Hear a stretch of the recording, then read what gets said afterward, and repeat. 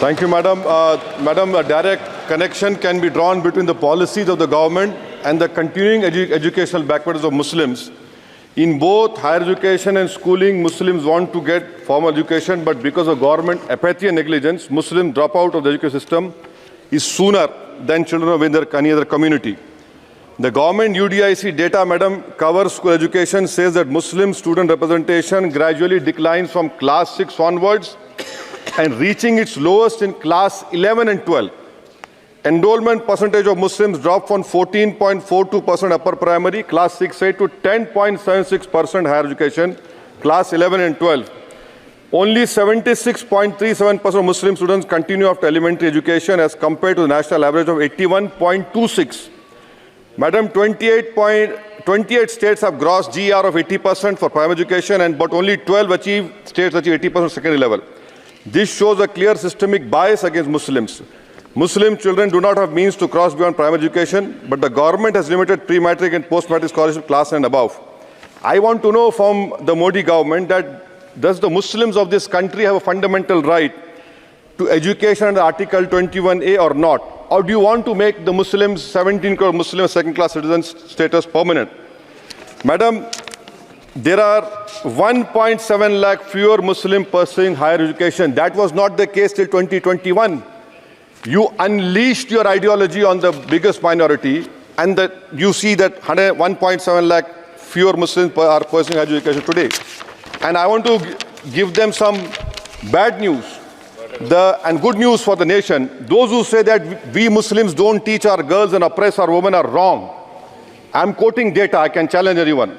Muslim girls are enrolled at school level higher than boys. The gender parity index for the rest of the population is 0.93, but for Muslims it is 0.99. The sad fact is that these girls and boys are not prevented from educating themselves because of some evil Muslim men, in inverted commas, but because of crushing poverty and absence of government support. This government education policy talks about universal access to education, ensuring universal literacy in India of 2047. But how can you achieve, sir, if 14% of the population is dropping out of education at primary level? How can you achieve when about 25% of rural youths in the age group of 14 to 18 cannot read a class 2 level text fluently in regional language, and while more than half struggle with division 3-digit by 1-digit problems, a skill usually is expected to achieve in class 3 and 4? Madam, over the years there has been a shift in momentum towards private schools. Government data indicates a decrease in the share of government schools in the elementary category of 87% in 2006 to 62% in 2022. Maybe the Mughals are responsible for this. This means that the government has decided to leave the poorest Indians to for-profit schools and abandon the responsibility on the RT. Madam, for Kendra Vidyalaya, the government has allocated 9,030 crores, Navodaya Vidyalaya 15,800 crores. How is it that you have vacancy of 6,653 in teaching and non-teaching staff? Would you blame Babar for this? I'm sure you'll do that.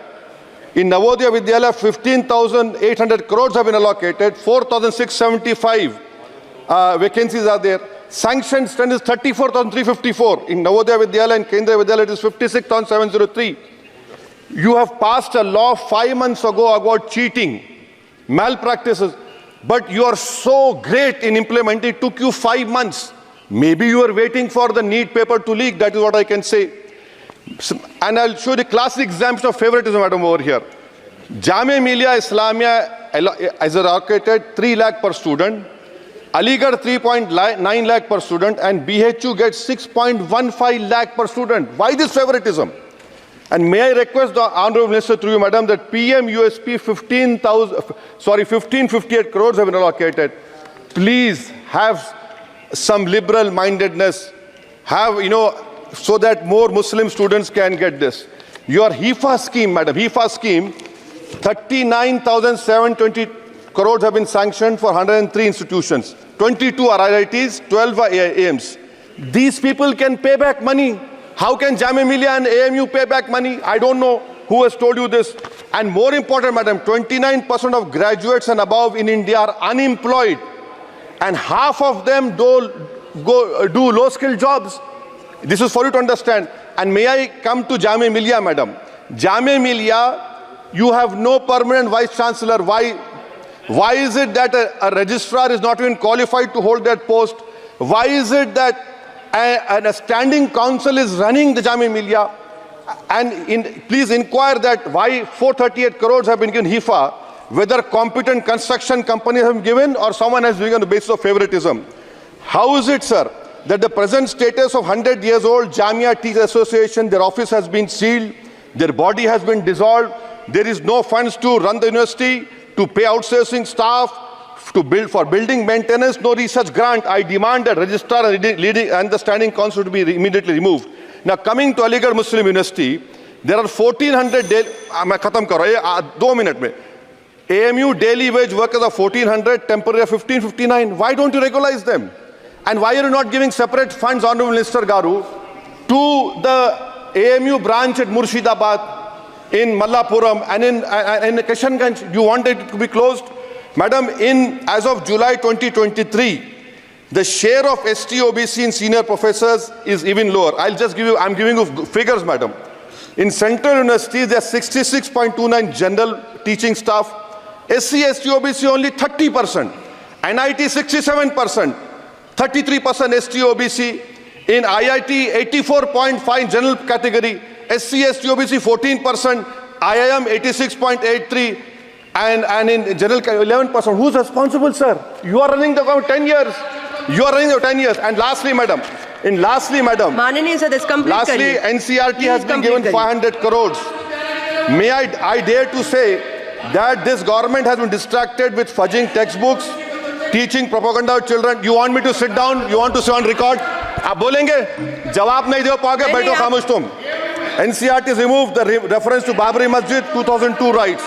Why should people not learn from the mistakes of past?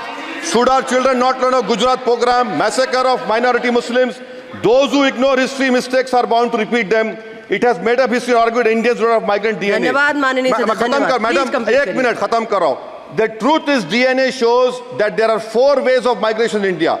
Africa, Iran, Southeast Asia, and Astral pasture of the Aryans. There is scientific consensus on this. May I request the Honourable Minister to you, why do you want to hide the killers of Mahatma Gandhi? Do you want to make Godse a freedom fighter? Let the children know who's a Deshbhakt and why are you trying to protect your organization, ideology organization? Madam, in end, I would appeal to the government to fix your priorities. You need to construct more government schools, improve quality of schooling. You need to make active efforts to reduce dropout rate of Muslims. You have a job cut out for you. Do not waste your time.